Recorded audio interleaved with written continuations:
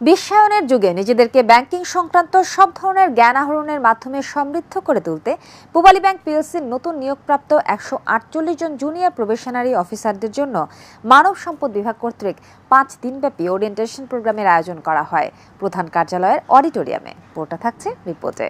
Pubali bank PLC নতুন নিয়োগপ্রাপ্ত ১৪৮ জন junior probationary অফিসারদের জন্য মানব সম্পদ বিভাগ কর্তৃক 5 দিনব্যাপী ওরিয়েন্টেশন প্রোগ্রামের আয়োজন করা হয় প্রধান কার্যালয়ের অডিটোরিয়ামে।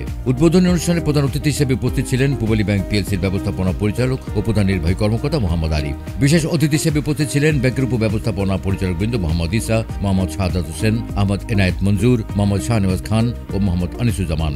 মানব সম্পদ বিভাগের প্রধান ও মহাব্যবস্থাপক ইসমত আরা হক অনুষ্ঠানে স্বাগত বক্তব্য প্রদান করেন।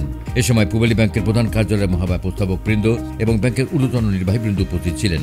প্রধান অতিথির বক্তব্যে ব্যবস্থাপনা পরিচালক মোহাম্মদ আলী নবীনদের নিষ্ঠা ও সততার সঙ্গে কাজ করার আহ্বান জানান। তিনি বলেন, বর্তমান বিশ্বায়নের যুগে নিজেদেরকে ব্যাংকিং সংক্রান্ত সব ধরনের জ্ঞান আহরণের মাধ্যমে সমৃদ্ধ করে তুলতে হবে। তিনি আরো বলেন, বাংলাদেশ ব্যাংক ও নিয়ন্ত্রণকারী প্রতিষ্ঠানের নিয়ম নীতি মেনে চলার মাধ্যমে নিজেকে দক্ষ ব্যাংকার হিসেবে সুপ্রতিষ্ঠিত করা সম্ভব। পূবালী ব্যাংক সবসময় এই দিকটায় বিশেষ দৃষ্টি দিয়ে থাকে। ব্যবস্থাপনা পরিচালক নতুন নিয়োগপ্রাপ্ত কর্মকর্তাদের দৃঢ় সংকল্প, একাগ্রতা, আন্তরিকতা এবং পেশাদারিত্ব দিয়ে গ্রাহকদের সেবাদানের আহ্বান জানান। তিনি বলেন, যথাযথ ও সঠিক ব্যাংকিং সেবা প্রদানের লক্ষ্যে অফিসারদের অবশ্যই আধুনিক প্রযুক্তির সঙ্গে সমন্বয় করে নিজেদেরকে গড়ে তুলতে হবে।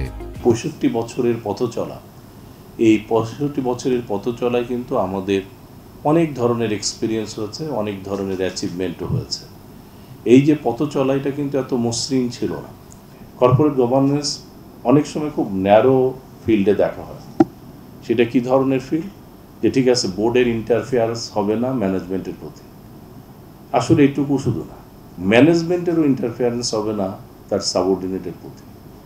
তার ব্রাঞ্চ ম্যানেজারের ইন্টারফেয়ারেন্স হবে না একজন ডেস্ক অফিসারের সাথে। তো এই সব জায়গায় যদি কর্পোরেট কোড এবং পলিসি গাইডলাইন অনুযায়ী কাজ হয়, তাহলেই কর্পোরেট গভর্নেন্স এস্টাবলিশমেন্ট হয়।